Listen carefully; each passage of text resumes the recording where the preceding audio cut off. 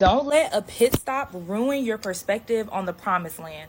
I just got out of a session with a client who was talking about their frustrations in a particular area of their life and how they're like, I don't understand. I felt like God told me to go in this particular path.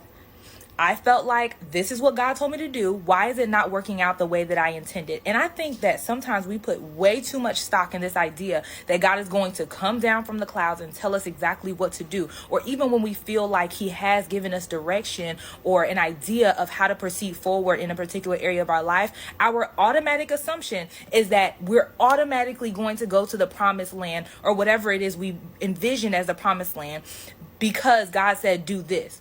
Just because God says move in a particular direction does not mean that that is your end all be all. It just means that there's something there that he wants to do with you.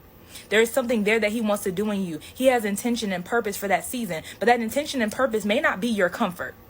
So a lot of the times we can get so flustered by what we see with our naked eye and what we assume God should have, could have, and would have done in this season, in this scenario. We assume that God's leading automatically means that we're going to be cush and lush in every single season that we're in.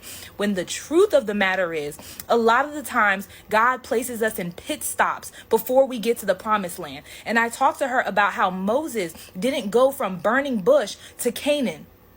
There were multiple steps that had to take place to develop the people of Israel before they can even get to the promised land. Shoot, Moses didn't even get to go into the promised land because he missed out on what God was doing for him because he was so focused on how it should have been. He was out here striking rocks because of what he thought God should have been doing that he missed out on the promised land for himself. And a lot of people died in the desert and on their way to Canaan because they did not want to accept what God's intention and his design was for that season. They had their own mind of how things should have gone. And because of that, they missed out on the entire promise of God.